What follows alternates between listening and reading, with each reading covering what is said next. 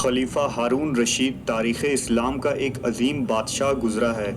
ایک دن اس کے دربار میں ایک ملحد یعنی دہریہ آیا اور کہنے لگا، اے امیر المومنین، تیرے دور کے علماء اور مشائخ نے اس بات پر اتفاق کیا ہے کہ اس دنیا کا کوئی خالق حقیقی ضرور ہے۔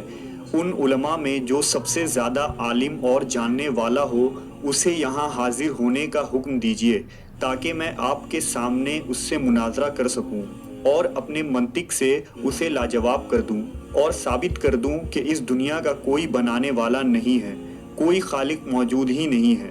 اس وقت علماء میں سے اعلیٰ درجہ رکھنے والے امام ابو حنیفہ نعمان بن ثابت تھے، جو فقہ کے بہت بڑے عالم تھے اور سب سے افضل مقام رکھتے تھے۔ لہٰذا ہارون رشید نے امام ابو حنیفہ کو ہی اس ملحد سے مناظرہ کرنے کے لیے سب سے مناسب شخص سمجھا۔ ہارون رشید نے اپنے سپاہیوں کے ذریعہ امام صاحب تک ایک خط بھجوایا جس میں اس نے تحریر کیا کہ اے مسلمانوں کے امام، آپ کو اطلاع ہے کہ ہمارے یہاں ایک شخص آیا ہے اور وہ دعویٰ کرتا ہے کہ اس کائنات کو بنانے والا کوئی نہیں ہے، اور اس نے مسلمانوں کو چیلنج کیا ہے۔ امام صاحب نے ایک پیغام کے ذریعہ جواب ارسال کیا کہ میں ظہر کے بعد آ جاؤں گا۔ خلیفہ تک پیغام پہنچ گیا، لہٰذا وقت مقررہ پر امام ابو حنیفہ طویل سفر کر کے خلیفہ کے دربار میں حاضر ہو گئے۔ ہارون الرشید چونکہ علماء اور بزرگوں کی بہت عزت کیا کرتا تھا، اس نے امام ابو حنیفہ کا پرجوش استقبال کیا اور اپنے ساتھ بلند مقام پر بٹھایا، اور سارے درباری یہ دلچسپ مناظرہ دیکھنے کے لیے جمع ہو گئے۔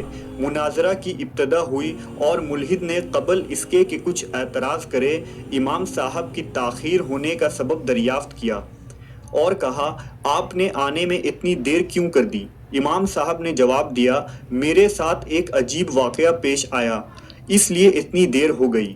پھر امام ابو حنیفہ نے اس واقعہ کی تفصیل بیان کرتے ہوئے فرمایا، میرا گھر دریائے دجلہ کے اس پار ہے۔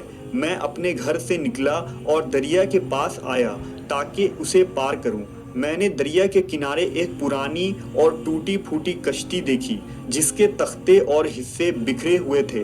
جیسے ہی میں نے اس پر نظر ڈالی، ان ٹوٹے ہوئے تختوں میں حرکت ہوئی اور خود ہی اکٹھا ہو گئے، ایک حصے دوسرے حصے سے جڑتے چلے گئے اور بنا کسی بڑھئی کے کشتی خود بخود بن کر تیار ہو گئی۔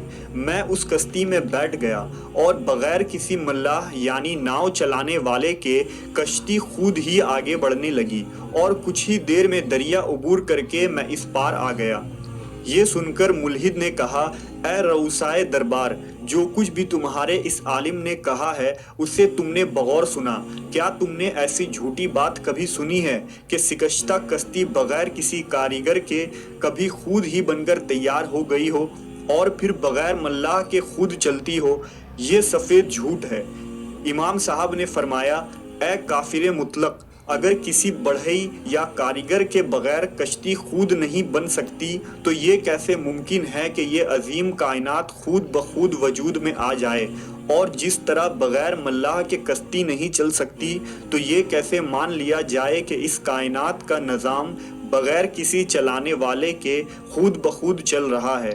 امام ابو حنیفہ کی اس منطقی اور علمی بصیرت سے لوگ بہت زیادہ متاثر ہوئے اور لوگوں کا ایمان اور بھی پختہ ہو گیا۔ دوسری طرف وہ ملحد بے دین بھی راہ راست پر آ گیا اور اس کائنات کے خالق حقیقی کے وجود کا دل سے قائل ہو گیا۔ ویڈیو پسند آئے تو چینل کو سبسکرائب کر لیں تاکہ اس طرح کے آگے آنے والے ویڈیوز آپ تک پہنچ سکے۔ جزاک اللہ۔